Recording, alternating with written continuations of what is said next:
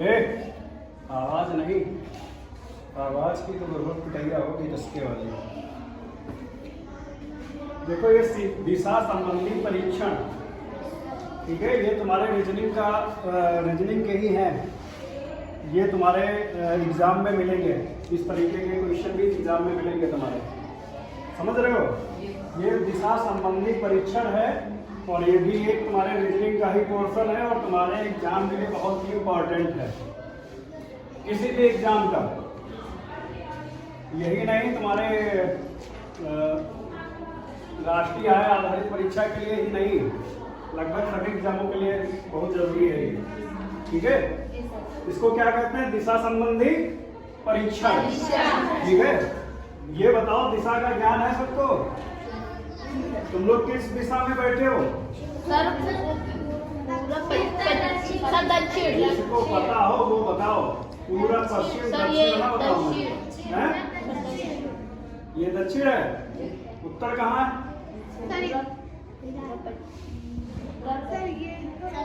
Sir पूरा पश्चिम, उत्तर, दक्षिण। Sir उत्तर किधर है? उत्तर किधर है? पूरब, पश्चिम, उत्तर, दक्षिण। पूरब। दिशा का ज्ञान ले लो, अच्छा है तेरे। खाली पूरब पश्चिम दक्षिण इसे हमारा क्या काम चलेगी, समझ लो। दिशा का ज्ञान बहुत जरूरी है, समझ रहे हो। अगर दिशा का ज्ञान ही नहीं होगा तो फिर बेकार है, तुम सवाल हुई ना हल नहीं कर पाओगे। देखो,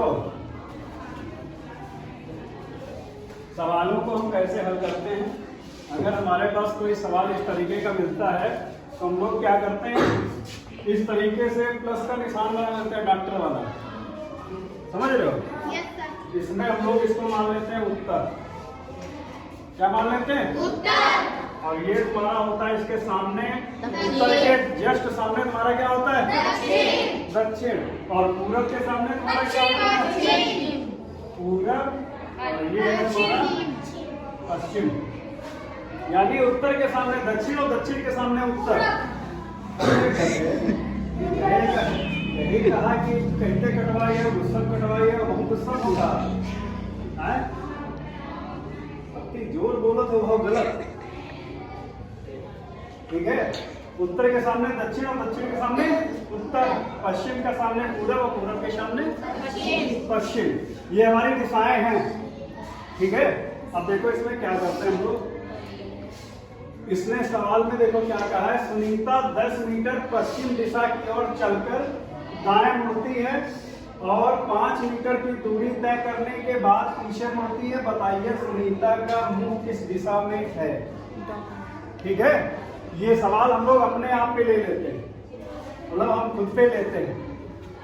मान के चलो कि हम चल रहे हैं, सुनीता, इसने कहा सुनीता 10 मीटर पश्चिम दिशा की ओर चलकर दाएं मुड़ती है, यानी कि पश्चिम हमारा कहाँ है? इधर।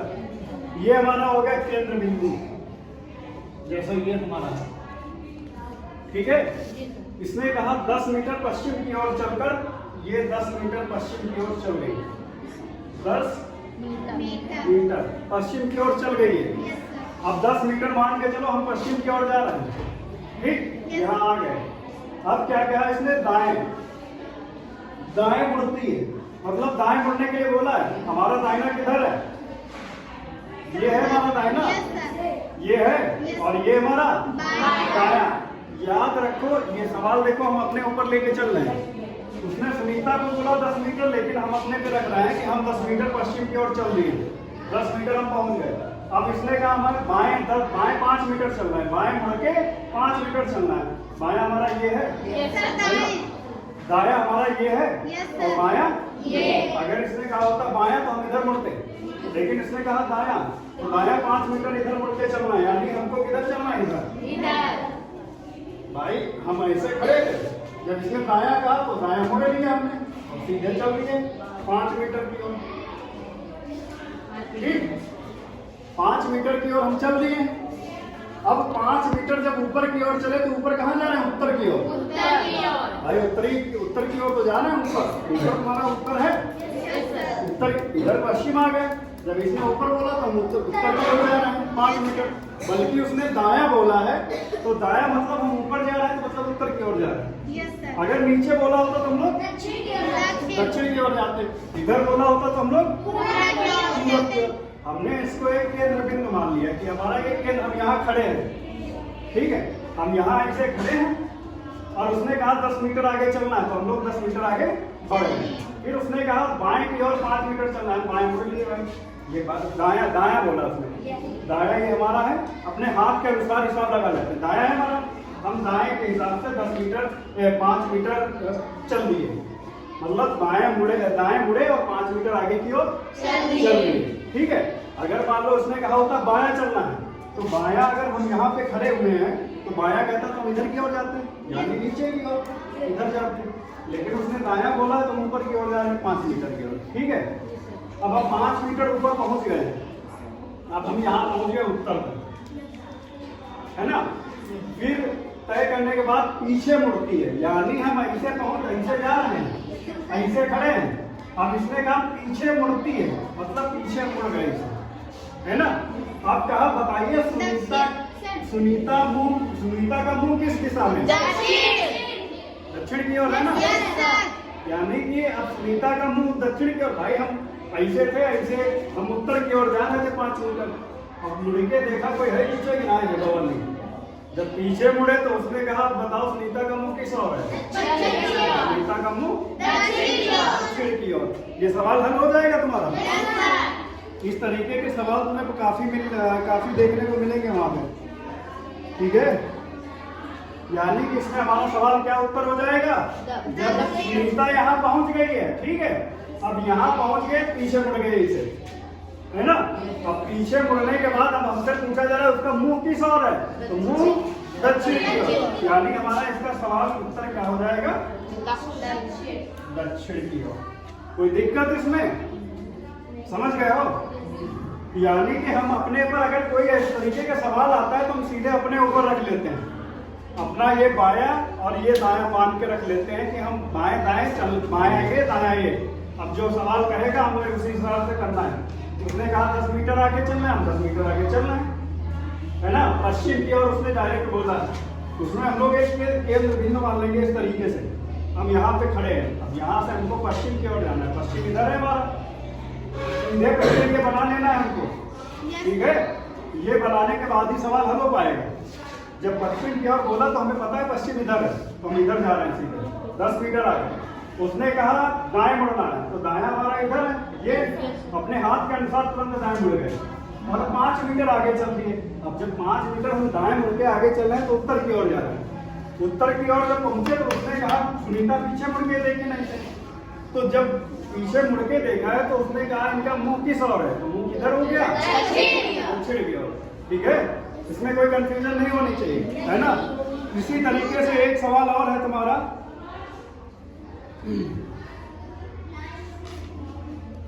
इसी तरीके से एक और सवाल है तुम्हारा।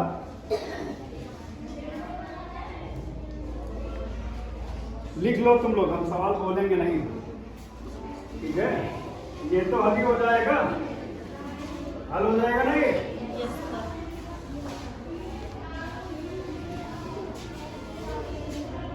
सवाल लिख लो तुम लोग, हम किताब से ही लगवाए दे रहे हैं। इसमें देखो सवाल क्या, जिसको लिखना है लिख ले। एक व्यक्ति दक्षिण की ओर जा रहा है, किधर जा रहा है? दक्षिण की ओर। समझ लो पहले, उत्तर दक्षिण पूरब और पश्चिम, यानी हमारा केंद्र बिंदु ये हो गया। हम केंद्र बिंदु इसको मान लिए। अब इसने कहा है एक व्यक्ति दक्षिण की ओर जा रहा है, दक्षिण यानी नीचे की ओर जा रहा है, कोई दिक्कत? भाई दक्षिण का मतलब नीचे की ओर जा रहा है, ठीक है। फिर कहा दक्षिण की ओर जा रहा है, फिर दाएं मुड़ता है, यानी कि हम दक्षिण की ओर जा रहे हैं, समझ रहे हो। फिर इसने क्या कहा है? दायां मुड़ता है। दायां मतलब ये इधर मुड़ना है हमें, यही तो है दायां, यानी हम इधर मुड़ गए, यानी कि ये क्या दायां मुड़ गया। फिर क्या कहा? दाएं मुड़ता है, फिर बाएं मुड़कर पुनः बाएं, फिर दाएं मुड़ता है। चलो ये दाएं मुड़ गया, ठीक है, ये दाएं मुड़ गया।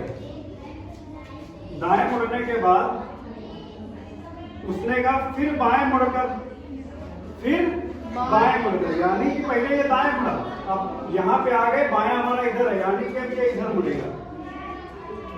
ठीक है,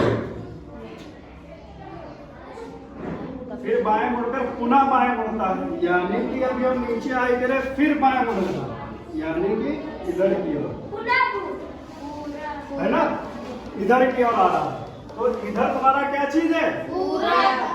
इधर तुम्हारा पूरब है, यानी कि दिशा क्या हो गई उसकी? पूरब। समझ आएगा? पहले क्या करता है ये, इसको हमने केंद्र बिंदु मान लिया। अब ये क्या करता है, ये दक्षिण की ओर चलता है।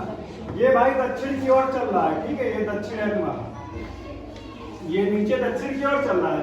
यहाँ पे पहुंच के जब यहाँ पे ऐसे ये पहुंचा है तो ये इसको क्या बोला गया कि दाएं मुड़, यानी कि इसने दाएं मुड़ लिया, दाएं मुड़ के थोड़ा अपना चलाया पहला, फिर जब दाएं मुड़ने के बाद इससे बोला गया बाएं मुड़ो, ये मुड़ गया बाएं, यहाँ पहुंचा, यानी कि साइड ऐसे हो गई।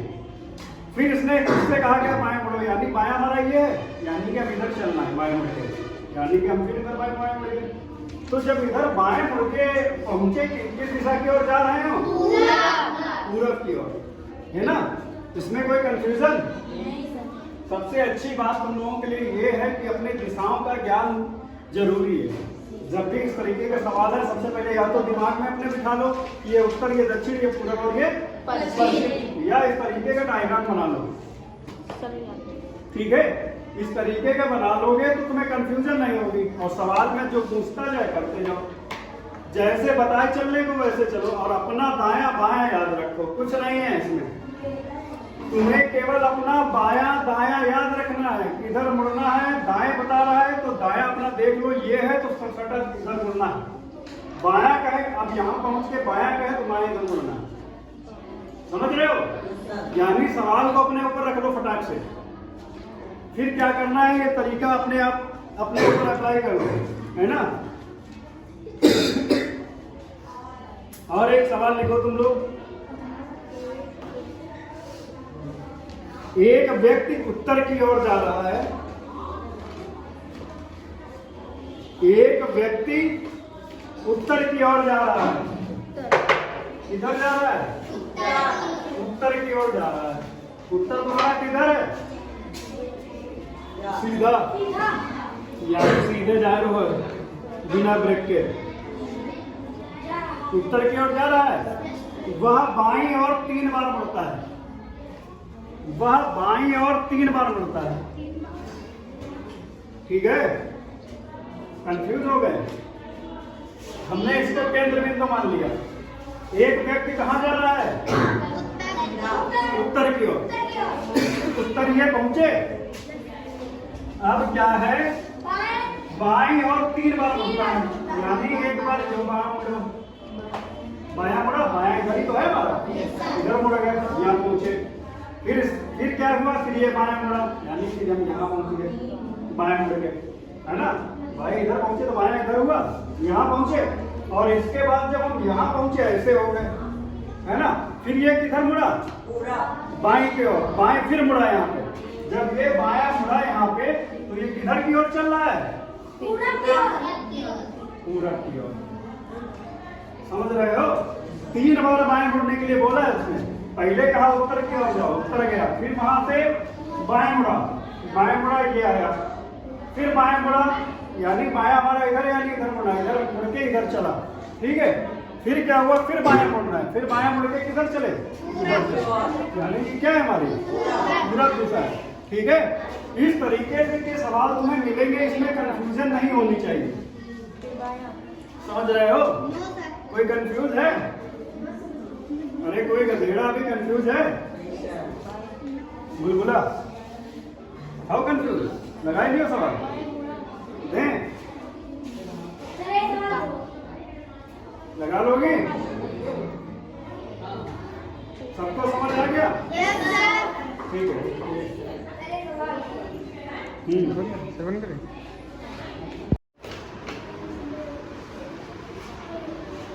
इस टाइप के रीजनिंग के सवाल हम लोग पढ़ चुके हैं ना पहले? क्या समझ में आ रहे हैं क्या करना है इसमें? कुछ समझ में आ रहा है? अगर नहीं समझ में आ रहा है तो बीच में बोलना नहीं, कोई शांति समझ लेना, ठीक है? गलत जब आता नहीं है और गलत बोलते हो तो फिर ठीक नहीं हो,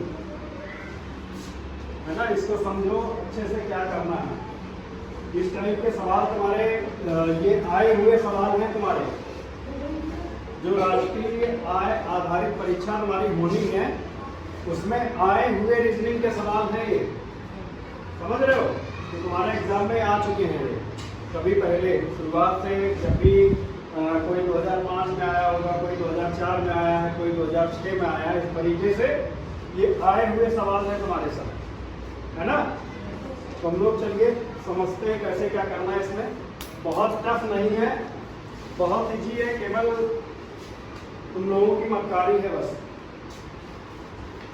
क्योंकि घर जाके पढ़ते नहीं हो ना, इस वजह से। वरना कुछ नहीं है, पहले सवाल में कुछ नहीं है, नथिंग। अगर पहला नहीं आ रहा है तो क्या मतलब है? फिर तुम्हारे राष्ट्रीय आय आधारित परीक्षा कर पाओगे कुछ? है? पहला सवाल ही नहीं आ रहा है तुम्हें इसमें। मान लो आज एग्जाम दे रहे हैं तो क्या करोगे? पहले सवाल में सो जाओगे बैठ के, है? चलिए देखते हैं इसमें हम करते क्या है। पहला वाला सवाल देखो, 16 दिया हुआ है, फिर 64 दिया है, फिर 25 दिया है, फिर 125 दिया है, फिर 36, फिर 216, फिर 49, फिर क्वेश्चन मार्क। क्वेश्चन मार्क मतलब हमसे कुछ पूछ रहा है ना?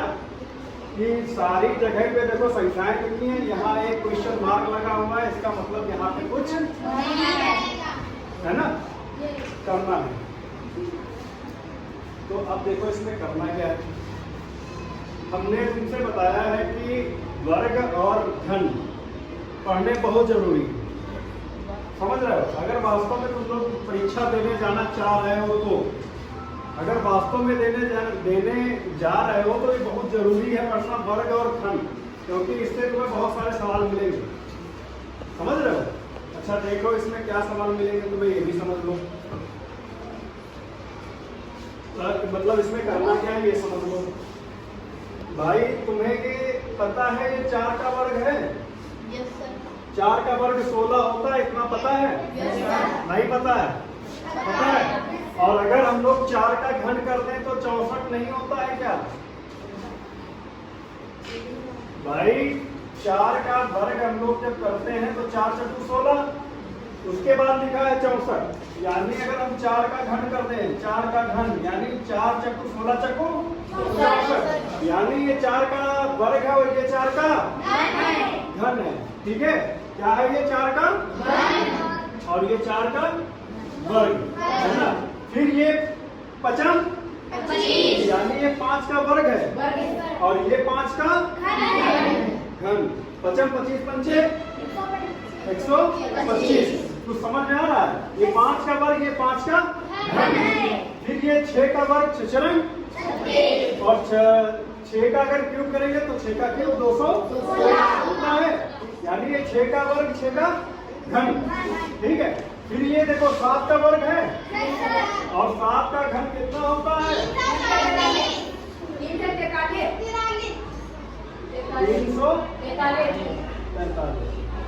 ठीक है? समझ में आ रहा है इसमें क्या करना था? अगर ऐसे इस टाइप के सवाल आएंगे तो नहीं छूटेंगे ना, यानी 5 4 का वर्ग 4 का घन, 5 का वर्ग 5 का घन, 6 का वर्ग 6 का घन, 7 का वर्ग और 7 का घन, ठीक है? कोई दिक्कत? पहला समझ में आ गया? ऐसा कोई अभी बैठा है जिसको ना समझ में होगा? देना है?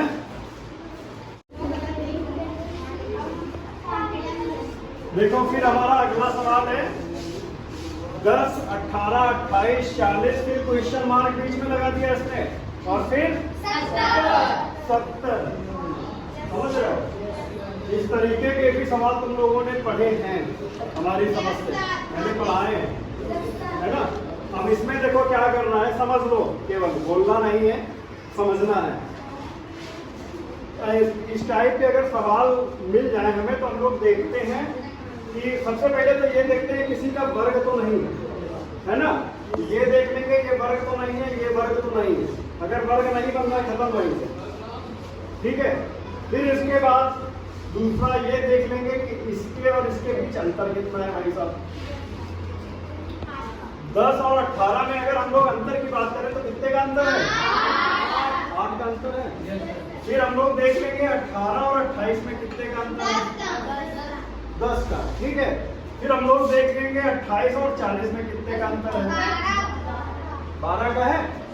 फिर 40 और क्वेश्चन मार्क के बीच में कितने का अंतर होना चाहिए? 14 का। यानी अगर हम लोग 14 का अंतर करके लिख देंगे क्वेश्चन मार्क की जगह पे तो 54 हो जाएगा। ठीक है। फिर 54 और 70 में कितने का अंतर होना चाहिए? 16 का। क्लियर है ये? 16 का अंतर होना चाहिए। यानी 8, 10, 12, 14, 16 यानी हर 2-2 बढ़ता जा रहा है। पहले 8 का हुआ, फिर 10 का हुआ, फिर 12 का हुआ, फिर 14 का हुआ, फिर 16 का हुआ। 8 से अंतर शुरू हुआ, फिर उसमें 2-2 का अंतर बढ़ के होता चला गया। ऐसे 16, फिर 18, फिर 20, फिर 22, ऐसे अंतर ये पूरी सीरीज चलती चली जाएगी। ठीक है। यानी कि इस हिसाब से हमारा सवाल क्या कौन सा सही है? 54। फिर आते हैं हम लोग तीसरे वाले सवाल पे। तीसरे वाले में क्या है? 2, 5, 10, 17, 26 और फिर उसके बाद क्वेश्चन महाराज बाबा बैठे हैं, है ना। अब देखो हमें इसमें क्या करना है।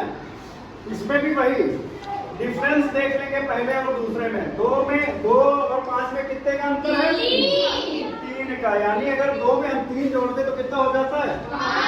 और अगर हम 5 में कितना जोड़ दें कि 10 हो जाएगा। और 10 में कितना जोड़ दें? 17 हो जाएगा। और 17 में कितना जोड़ दें? 26 हो जाएगा।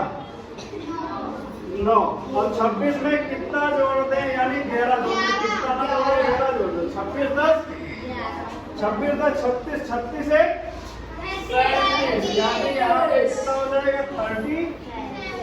यानी ये कौन सा सही है? 30।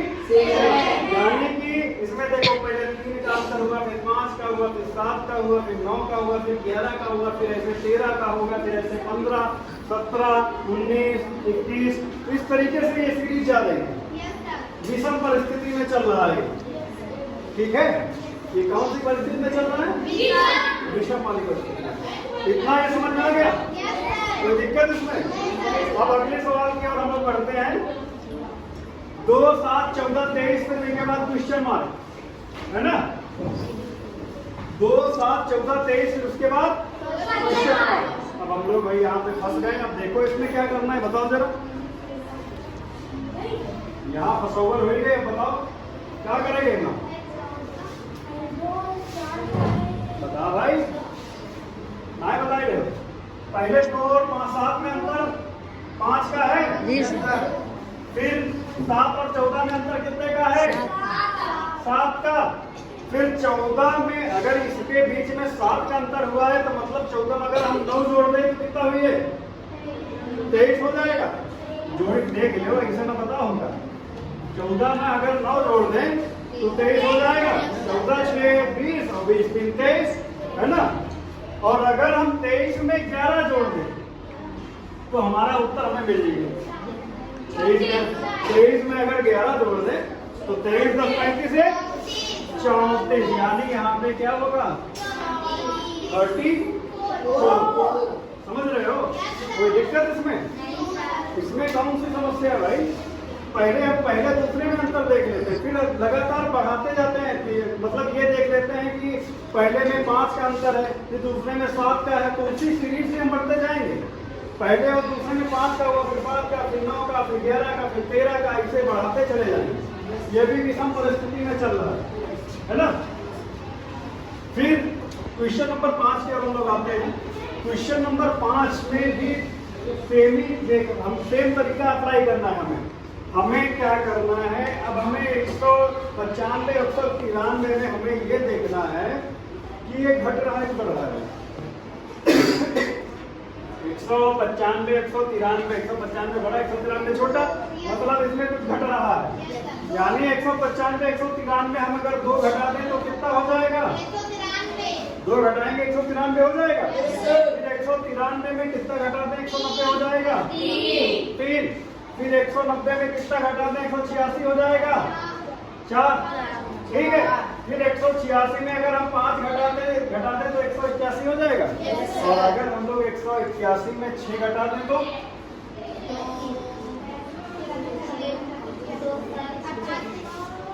181 में अगर हम लोग 6 घटा दें तो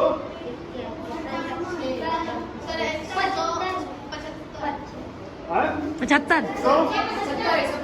75, ठीक है।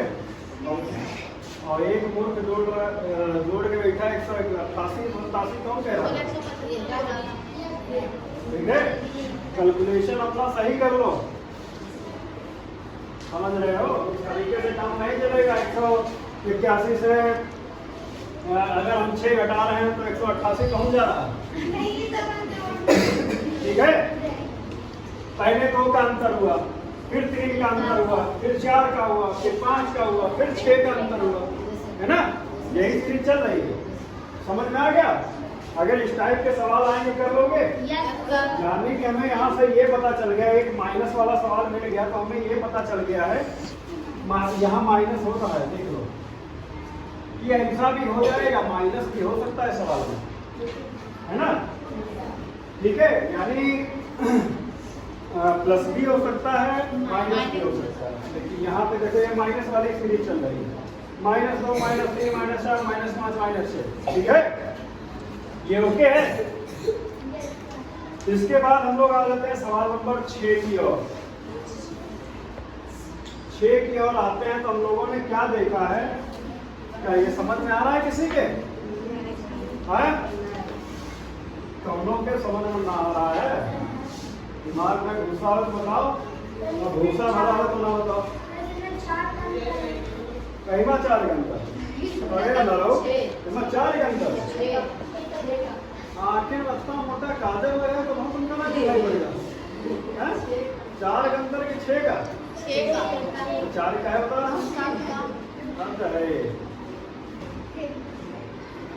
बता रहा 4 घंटा काजल लगा सब बेकार। चश्मा टेस्ट कराओ, देखो पहले और दूसरे में कितने का अंतर है? 6 का, 6 का है। फिर इसमें और इसमें अंतर है 7 का, 7 का है। फिर इसमें और इसमें अंतर मिला हमको 6 का, फिर इसमें और इसमें अंतर मिला हमें 7 का, फिर इसमें और इसमें अंतर मिलेगा हमें 6 का, फिर इसमें और इसमें अंतर मिलेगा हमें 7 का, और फिर हमें इसमें और इसमें अंतर मिलेगा। यानी कि 42 में अगर हम 6 जोड़ दें तो कितना हो जाएगा? 48, 48। समझ रहे हो? पहले 6 का अंतर, फिर 7 का अंतर, फिर 6 का अंतर, फिर 7 का अंतर, फिर 6 का अंतर, फिर 7 का अंतर, फिर 6 का अंतर, फिर ये सीरीज लगातार चलती जाएगी। समझ रहे हो? 6 फिर 7, फिर 6 फिर 7, इस तरीके के भी सवाल आपको वहां पे देखने को मिलेंगे। और ये नहीं है कि बस यहाँ पढ़ लिया हो गया भूल जाओगे, चाहे इतने बुद्धिमान तो हो ना, है ना? इतने बुद्धिमान हो रहे हैं कि यहाँ से बस यहाँ पढ़ लिया बस काम खत्म हो गया, भूल जाओगे। अगर रिवीजन नहीं करोगे तो भूल जाओगे, और रिवीजन एक बार नहीं 50 बार करिए इस चीज का, समझ रहे हो? तो दिमाग में अगर बैठ गया एक बार अच्छे से तो भूलोगे नहीं, समझ रहे हो? अगर एग्जाम को क्लियर करना है अच्छे से तो ये चीजें करनी बहुत जरूरी है, समझ रहे हो? खाली टाइम पास करने से कुछ नहीं होगा, तो ज्यादातर टाइम ही पास कर रहे हो, समझ रहे हो? इसलिए प्रैक्टिस बहुत जरूरी है। एक प्रैक्टिस सेट उठाइए और उसको प्रैक्टिस करिए, नहीं आता है यहाँ पे आके पूछिए। ये 2-4 क्वेश्चन टेस्ट से कुछ नहीं होने वाला है, समझ रहे हो? एक बार प्रैक्टिस सेट लो, उसमें अपनी औकात का पता लगाओ कि हमारी औकात क्या है अभी, समझ रहे हो? इससे कुछ नहीं होने वाला है ना। ये हमने तो पढ़ाने का एक तरीका बता दिया है तुम्हें, मतलब किस तरीके से सवाल करने मैंने एक तरीका बता दिया है। अब करना तुम्हें अपने आप से है, प्रैक्टिस तुम्हें करनी है, हमें नहीं करनी है। और एक प्रैक्टिस सेट ले हल करिए, उसमें देखिए हम कितने क्वेश्चन हल कर पा रहे हैं और कितना हमसे टाइम लग रहा है। अगर वास्तव में पेपर की तैयारी कर रहे हो और वास्तव में तुम्हें पेपर निकालना है तो और अगर मजाक चल रहा है तो मजाक तो चलता रहेगा फिर। समझ रहे हो? अगर वास्तव में तुम्हें अपनी औकात का पता लगाना है कि मैं आता कितना है, तो एक प्रैक्टिस सेट उठाइए और इस प्रैक्टिस सेट को एक तरफ से हल कीजिए। और इसमें जो दिक्कत होती है हमसे आके पूछो आगे कि ये नहीं हो रहा हमसे, ये वाला नहीं हो रहा, हम बताएंगे। चाहे वो तुम्हारा गणित हो, चाहे हिंदी हो, चाहे अंग्रेजी हो, और चाहे तुम्हारा ये जीएस सामाजिक विषय कुछ भी हो, करके तो आओ अपने आप से। पहले घर में होमवर्क तो करो, है ना? क्लास वर्क तो फिर हम कराएंगे। इस तरीके से काम नहीं चलेगा कि यहाँ 2-4 क्वेश्चन कर लिए, उसके बाद बस राजा बाबू हो गए, हम हो गए, अरे हम का सर्वाइव हो। अब वहीं एक प्रैक्टिस से दे देंगे, वो नहीं पाएगा। नेता चाहे जितने बड़े हो तुम, बस क्लास में आओ, 2-4 बस टेस्ट दे लिया, घुरघुर लगाइए एकदम, 20 खड़े हो गए, एक बार बस राजा हो गए, 12 पाएंगे, 15 होंगे, बस यहीं तक है ये, इसके बाहर नहीं है। अगर इसके बाहर अपनी औकात का अंदाजा लगाना है तो सीधे प्रैक्टिस से हल करिए अच्छे से। अगर वास्तव में जिसने फॉर्म डाला है और निकालना है पेपर, समझ रहे हो? ये सब टाइम पास मत करो, और टाइम पास करना ठीक नहीं है अभी के लिए और भविष्य के लिए। ठीक है? इसमें कोई पूछना है? ठीक।